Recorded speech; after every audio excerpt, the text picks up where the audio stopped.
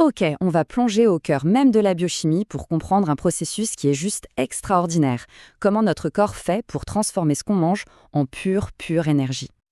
Alors, pour bien comprendre ça, on va faire un truc simple. On va suivre le voyage d'une toute petite molécule de sucre. On va la suivre depuis notre assiette jusqu'au moment précis où elle devient l'étincelle qui fait tout fonctionner dans nos cellules. Notre exploration va se faire en 5 temps. D'abord, on va regarder les carburants de la vie. Ensuite, comme on les prépare, c'est la glycolyse. Puis, on entre dans l'usine énergétique, le fameux cycle de Krebs. On verra aussi la monnaie cellulaire, l'ATP. Et pour finir, qui est l'architecte derrière tout ça? Les plans de la vie. Bon, première étape, les carburants. C'est la base de tout. Il faut voir nos cellules un peu comme des moteurs super sophistiqués. Et comme tout moteur, elles ont besoin de carburant pour tourner. On va voir les 3 principaux types qu'elles utilisent. En premier, on a les glucides, les sucres quoi. Eux, c'est vraiment l'équivalent du samplon 98 pour notre moteur. C'est l'énergie coup de fouet, celle que les cellules adorent utiliser pour un démarrage rapide et efficace. C'est le carburant de choix. Ensuite, il y a les lipides, donc les graisses. Alors là, si les glucides, c'était le sprint, les lipides, c'est clairement le marathon. C'est notre réserve d'énergie à long terme. C'est hyper dense, c'est fait pour tenir la distance. Et pour finir, on a les protéines. Alors attention, leur rôle principal, ce n'est pas d'être du carburant. Ce sont les briques, les matériaux de construction de nos cellules. Les utiliser pour faire de l'énergie, c'est vraiment le plan Z. C'est un peu comme si on brûlait les murs de sa propre maison pour se chauffer. On le fait vraiment en dernier recours. Donc, si on résume, il y a une hiérarchie super claire, une sorte d'ordre de préférence. Le corps va d'abord chercher les sucres, faciles et rapides. Après, il tape dans les réserves de graisse pour les efforts plus longs. Et les protéines, on n'y touche pas, sauf s'il n'y a plus rien d'autre. Ok, maintenant qu'on a vu les carburants, la question c'est comment le corps fait pour extraire l'énergie de son carburant favori, le glucose? Eh bien, tout commence par une étape de préparation, qu'on appelle la glycolyse. La glycolyse, en fait, ça se passe en 2 phases. C'est assez malin. La première phase, c'est un investissement. Le corps doit dépenser un peu d'énergie, 2 molécules d'ATP, pour fragiliser la molécule de glucose. Il faut dépenser de l'argent pour en gagner, c'est le même principe. Et puis vient la deuxième phase, la phase de rentabilité, où là on récupère le pactole. Et plus encore, le bilan net de l'opération pour une seule molécule de glucose, c'est qu'on a un petit gain d'énergie, 2 ATP, mais surtout, on a produit 2 molécules clés pour la suite. Le pyruvate, c'est notre ticket d'entrée pour la suite du processus. Et là, c'est super intéressant. Ce qui va arriver à ce pyruvate, ça dépend d'une seule chose. Est-ce qu'il y a de l'oxygène disponible ou pas? C'est la grande bifurcation. Avec oxygène, on part sur la voie de l'endurance, le gros rendement. Sans oxygène, on est sur une voie d'urgence beaucoup moins efficace. 2 destins complètement différents. Ce qui nous amène, si on a de l'oxygène, au cœur du réacteur. On entre maintenant dans l'usine énergétique de la cellule. C'est un endroit bien précis, un petit organite qui s'appelle la mitochondrie. C'est là que la magie opère vraiment. Et ce qui est génial avec cet endroit, c'est que c'est le grand carrefour du métabolisme. Peu importe ce qu'on a mangé au départ, des glucides, des lipides ou même des protéines, tout finit par être transformé en une seule et même molécule, l'acétyl-CoA. Et c'est cette molécule qui va entrer dans la grande roue, le fameux cycle de Krebs.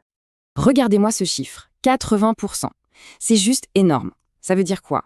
Ça veut dire que tout ce qu'on a vu avant, la glycolyse, c'était juste l'apéritif. Le plat de résistance, c'est ici. C'est dans le cycle de Krebs que la quasi-totalité du potentiel énergétique de notre nourriture va être extraite. Mais le cycle de Krebs n'est pas qu'une simple machine à brûler du carburant. C'est ce qu'on appelle une voie amphibolique. Ça sonne compliqué, mais ça veut juste dire que ça marche dans les 2 sens. D'un côté, ça démolit les molécules pour libérer de l'énergie. De l'autre, ça fournit les briques de base, les précurseurs, pour construire d'autres molécules dont la cellule a besoin. C'est à la fois une centrale de démolition et un atelier de construction. Bon, on a extrait tout ce potentiel énergétique, c'est super. Mais pour l'instant, c'est un peu comme avoir de l'or en lingots. C'est précieux, mais on ne peut pas acheter son pain avec. Il faut le convertir en monnaie courante. Et la monnaie universelle de la cellule, c'est l'ATP. Pour fabriquer cet ATP, la cellule utilise un système incroyable, la chaîne respiratoire. L'image qui marche le mieux, c'est celle d'un barrage hydroélectrique.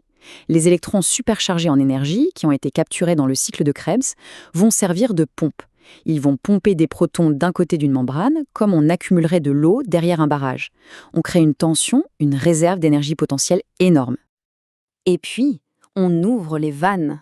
Les protons, qui n'ont qu'une envie, c'est de revenir de l'autre côté, vont se ruer à travers une sorte de turbine moléculaire, une machine incroyable qui s'appelle l'ATP synthèse.